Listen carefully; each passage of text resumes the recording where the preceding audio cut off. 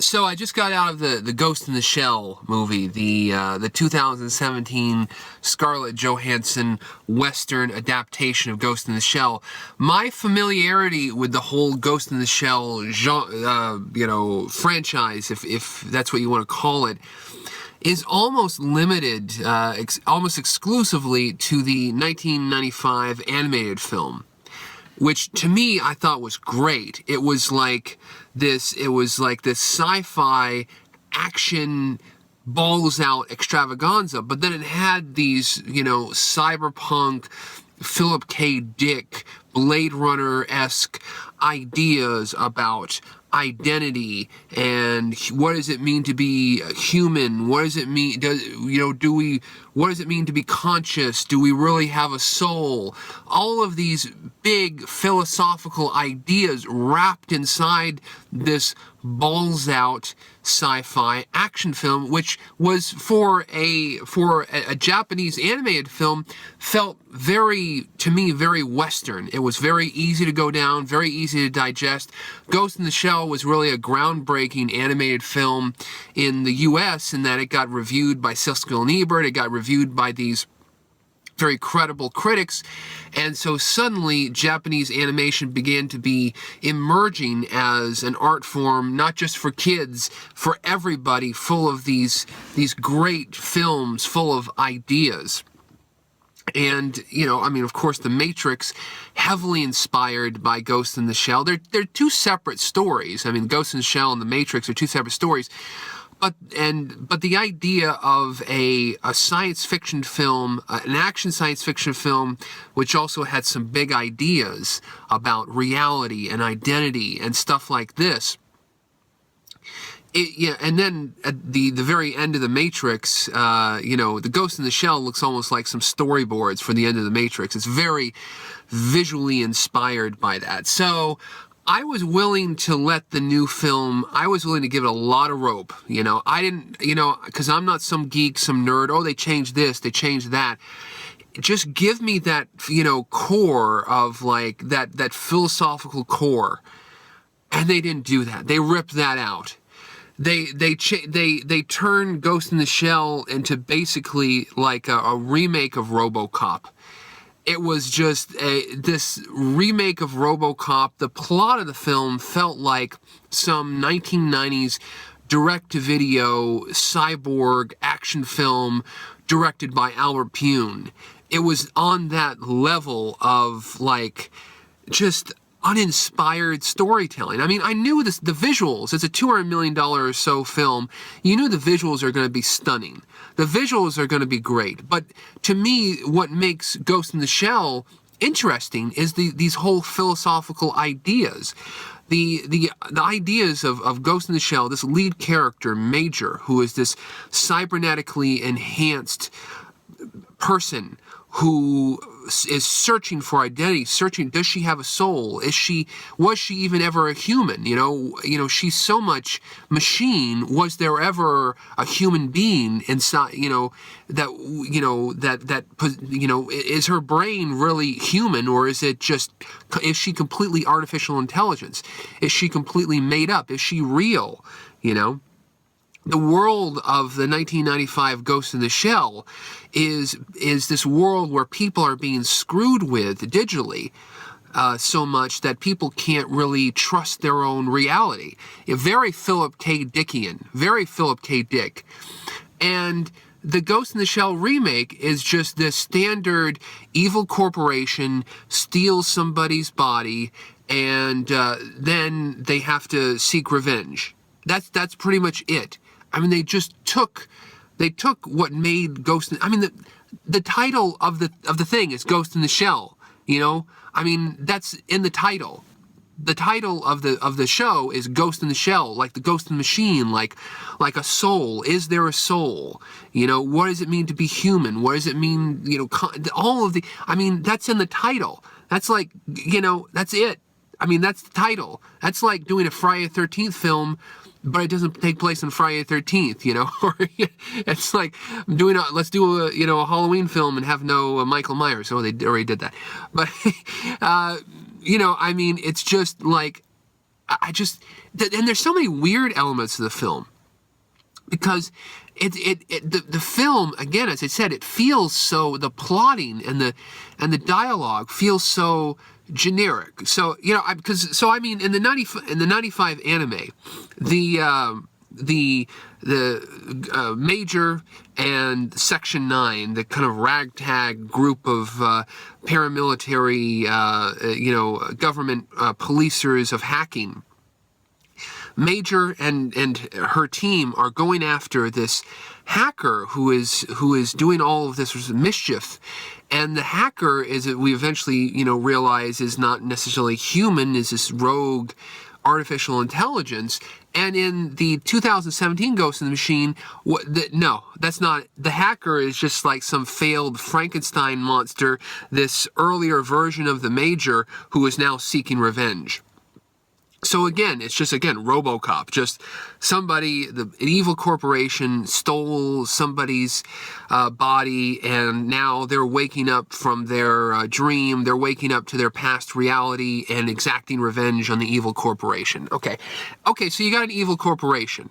Well, then get a strong actor to play the baddie, the villain, In the original RoboCop, it was like Ronnie Cox, who was a great character actor. In the RoboCop remake, it was Michael Keaton. These are heavy actors. In Ghost in the Shell, they cast this British guy, and I don't think he's a bad actor. He plays Cutter. He plays the corporate baddie, the guy who's, kill everybody, she can't wake up. The corporate baddie, the bad guy who stole the Ghost in the Shell, Scarlett Johansson's original body, and put her inside the cybernetic, and he has to be, he has to pay for what he's done. But he's such a generic guy, and the lines of dialogue that he spouts, a lot of parts of this film, the English dialogue, are really weird. It's almost like, I can't give really a good example of this, but the film reminds me of a Asian film, whether it be a Japanese or a Chinese or a Korean film. And you see this sometimes in Jackie Chan films, where there's long stretches of English dialogue, and they get English actors to perform this dialogue. But it's obvious that this English dialogue was probably not written by someone for whom English is their first language, and it may not have been directed by a director who speaks English. So so the dialogue has this stilted quality, this stilted, weird quality that it's like this stuff was made by somebody who doesn't speak English and who doesn't understand the English language and who doesn't understand how arch and ludicrous this English dialogue feels like. And there are lots of parts of Ghost in the Shell that feel like that. For like a $200 million film, it feels like those Japanese films from the 70s and the 80s where, they were looking for, a Caucasian or a Western-looking person to play a part, and they get somebody who's like a limo driver in Tokyo, and he's just the only white guy within 100 yards of the studio. It's like, come on, get in this movie. And they show up, and a lot of times you'll read, and they just they couldn't get either any kind of Caucasian or otherwise actor within, because it's Asia, it's China. They had to take what they could get, and that's what it feels like with a lot of this film. The actors are great. I mean, Scarlett Johansson, the guy who plays Bateau, but the dialogue is just, it's weird. It's weirdly stilted and weirdly horrible, and especially the bad guy. What was going on with that? This is another problem with recent movies. The villains are just they're so sucky, and in the Ghostbusters remake, nobody really talked about how the villain was like this. What the fuck was that? That's like they dragged this guy off the street. They dragged him out of some comedy club and said, what the fuck? And that's what it's like, what the fuck? At least get a heavy, man. Get a Michael Keaton or a Pacino or a Harvey Keitel or Ed Harris on a bad day. Get somebody to be the heavy villain. Don't just, the British man, I think I think he's done some Ben Wheatley films. I think he's a good actor, but he was just adrift in a sea of mediocrity. in this film. So, I mean, the whole spiritual element, the whole thing, that I didn't care if they changed everyone's name, but keep that Blade Runner stuff, man. That's the easiest thing to do, man. It's from Blade Runner. Keep the Blade Runner shit. Don't throw out the Blade Runner and turn it into some lame motherfucking RoboCop movie, which is what they did. They turned it into a lame goddamn RoboCop movie. It's like they snatched defeat from the jaws of victory. It was such an easy film to do. But they fucked, I mean, I just don't even understand that. I mean, it's ridiculous. It was ridiculous. And I mean, Michael Pitt is great, but he's not the villain. I think you're supposed to be a freak out. You're supposed to think, oh, he's the villain, he's not the, fuck it. The evil corporate guy they should have gotten a heavy.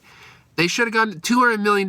You can bring in Dustin Hoffman on his day off, or Walken, or somebody we haven't seen in a while to play this, the arch villain of the piece, which they didn't do. And like one scene in the anime which really affected me, and which really spoke to the themes of the film, was the garbage truck scene, which was a main piece of the anime, which is this garbage truck driver who's like making all these stops, and he's like he's got to protect his wife and kids, and it's this whole thing. He's like, you see Japanese animated film is weird because it can be so emotional. It can make grown men and women cry, you know. But it's such an emotional part. And then at the very end of that scene, the aftermath, you know, he's in the interrogation room, and they're saying here, where do you live, and where do you do, and you know, you realize his mind has been tampered with by the hacker. He's been, you know, this imaginary thing. And then Bateau and Major are looking at him, and they're like looking, and they're pondering their own lives. Are we being screwed by the system in the same way? The scene is recreated in this film, but it's like totally just hacker. They turn into robots, like in the Matrix, when the Matrix goes into Mr. Smith's and programs them. It's just shit. It's just shit. It misses the part of the idea of like, are our thoughts really ours, or are we being, you know, just strung up and played with, you know, emotionally, and what is reality? You know, is it real or is it Memorex?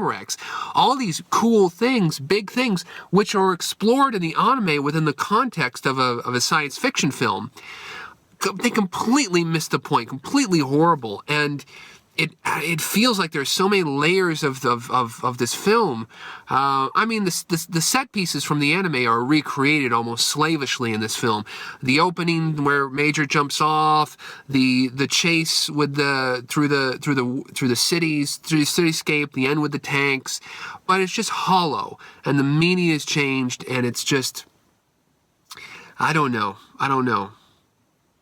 It seemed like that with that British dude. It was like the guy whoever has a passport and who is the closest to New Zealand, that's going to be in our fucking movie. You know, that's what it felt like. Whoever we can get on the phone on a Sunday afternoon who has got a passport and who is the closest to New Zealand to show up at the set, he's going to be in the film. I don't know what the fuck was the casting. That is the main problem with the film. They fucked up on that supervillain. If the supervillain was good, okay, I might accept the fact that they've ripped out the whole heart and soul of the film. But no, I don't know what the hell happened there anyway. So not a fan of the movie.